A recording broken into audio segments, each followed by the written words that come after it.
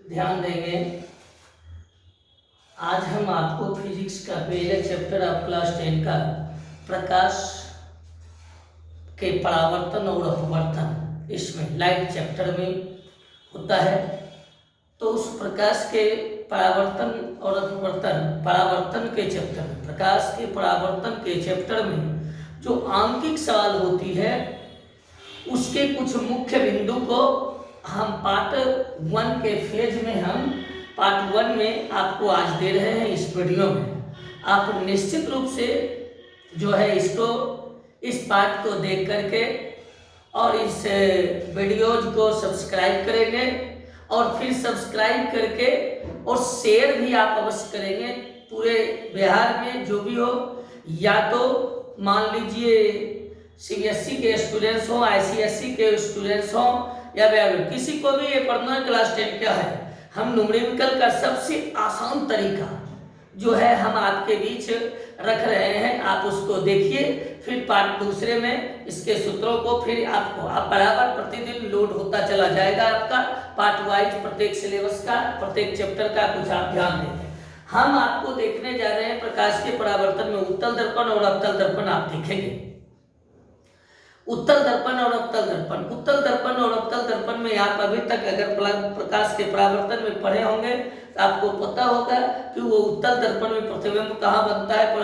तो इसमें देखने के लिए आप सर्वप्रथम में हम एक चार्ट आपके सामने पेश कर रहे हैं। इस चार्ट को पार्ट 1 में आंकिक सवाल हल करने के मुख्य तथ्य, ये एकदम इंपॉर्टेंट तथ्य है। ऐसे आप जहां में पढ़ें फिगर के माध्यम से जो भी शिक्षक दिए होंगे वो लिख पाते हैं। मैं आपको ये दे रहा हूं, इसको आप जब समझेंगे। अगर आपको नहीं भी समझ में आई होगी तो मैं दावे के साथ कह रहा हूं पार्ट 1 के फेज को आप समझे, हम जो वीडियो दे रहे हैं इसमें आप समझे, और उसके बाद इसके सूत्र, तब हम पार्ट 2 के फेज में आपको हिसाबों के माध्यम से पार्ट 2 से पार्ट 3 के फेज में प्रकाश के परावर्तन के जितने सवाल होंगे क्लास 10 के स्टैंडर्ड के, BSEB बिहार बोर्ड के हो या CBSE के हो, जो स्टैंडर्ड का सवाल पूछता है, अगर एक भी सवाल आपसे न बनेगा तो आप कहिएगा। आइए इसको देखिए, मैंने दिया है दूरी, संकेत, उत्तल, अवतल, यानी ये दूरी है, संकेत है, उत्तल दर्पण है, अवतल दर्पण, यानी वस्तु की दूरी। आप ध्यान दें, वस्तु की दूरी को हम लोग U से सूचित करते हैं, जिसका चिन्ह जो है उत्तल और अवतल दोनों में माइनस होगा। अगर दर्पण उत्तल रहेगा तो भी U माइनस, दर्पण अवतल रहेगा तो भी U माइनस होगा, याद रखें। उसके बाद देखिए प्रतिबिंब की दूरी को V से सूचित करते हैं, फोकस दूरी F से, वक्रता त्रिज्या R से, वस्तु की ऊंचाई H1 और प्रतिबिंब की ऊंचाई को H2 से सूचित करते हैं। आइए उत्तल दर्पण में केवल वस्तु की दूरी माइनस होती है, उत्तल दर्पण में केवल वस्तु की दूरी माइनस होती है, बाकी जितने होते हैं सब पॉजिटिव होते हैं यानी प्लस होते हैं उत्तल दर्पण में।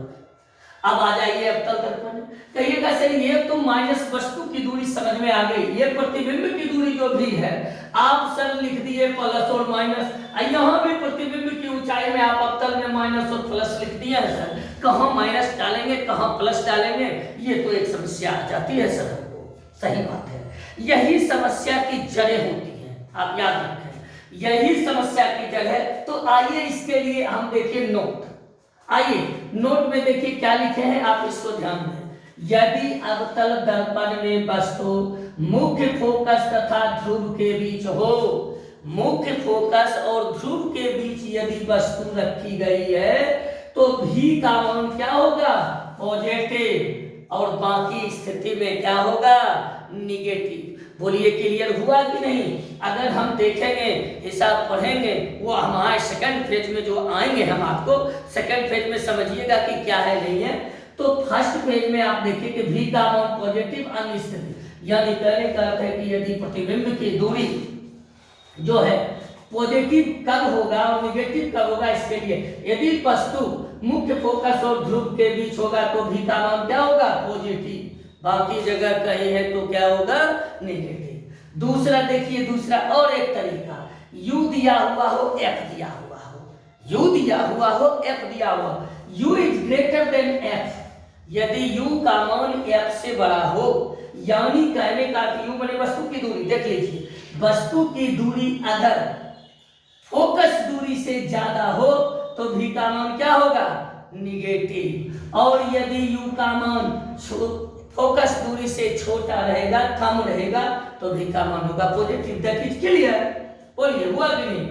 और उसके बाद यदि प्रतिबिंब, ध्यान दें, यदि प्रतिबिंब दर्पण के सामने बनता है, सवाल में दिया रहेगा, वो आपको मिलेगा, पार्ट 2 के पेज में दिखाएंगे। यदि प्रतिबिंब दर्पण के सामने बनता है तो v का मान क्या होगा, v निगेटिव होगा। v क्या होगा, निगेटिव होगा अगर दर्पण के सामने बनता है।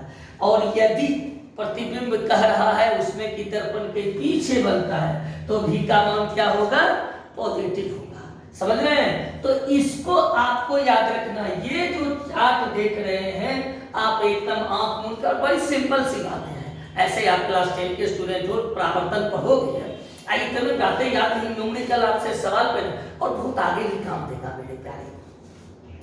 इसको देखिए, संकेत को सीधी सी बात याद रख लेना है कि वस्तु के दूरी को यू, प्रतिबिंब के दूरी भी, फोकस दूरी है, पता कर जाएगा वस्तु की ऊंचाई h1 और प्रतिबिंब की ऊंचाई h2।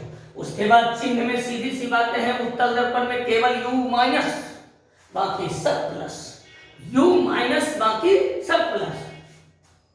अवतल दर्पण में केवल ध्यान रखना है, तो देख लीजिए अवतल दर्पण में जो है दो जगह प्लस माइनस आया है। देख लीजिए, एगो कहां, प्रतिबिंब की दूरी है, एगो वस्तु की प्रतिबिंब की ऊंचाई। दो ही चीज, प्रतिबिंब की दूरी और प्रतिबिंब की ऊंचाई में प्लस माइनस होता है।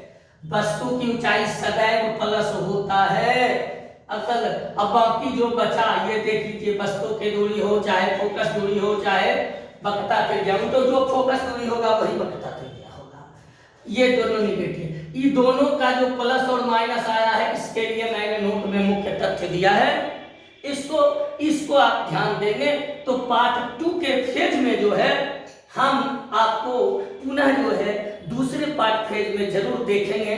फिर दूसरे पार्ट फेज में इसके सूत्र और न्यूमेरिकल के माध्यम से आपको दिखाएंगे। आप याद रखें, इसको याद करके पार्ट 1 में। और सबसे अंतिम रिक्वेस्ट हमारी यह होगी कि आप इस वीडियो को देखने के बाद इसे सर्वप्रथम सबसे पहले तो सब्सक्राइब करें, और दूसरा मेरा निवेदन होगा कि आप इस वीडियो को देख करके अपने मित्रों, अपने रिलेशन जो भी हैं उसको शेयर अवश्य करें। और खास करके कोई भी छात्र और बिहार में क्लास 10 के अगर स्टूडेंट्स हैं उसको आप निश्चित रूप से जो है उसको शेयर कर देंगे, निश्चित रूप से शेयर कर देंगे। इन्हीं के साथ ये पार्ट 1 का वीडियो आज के लिए हम समाप्त करते हैं। धन्यवाद।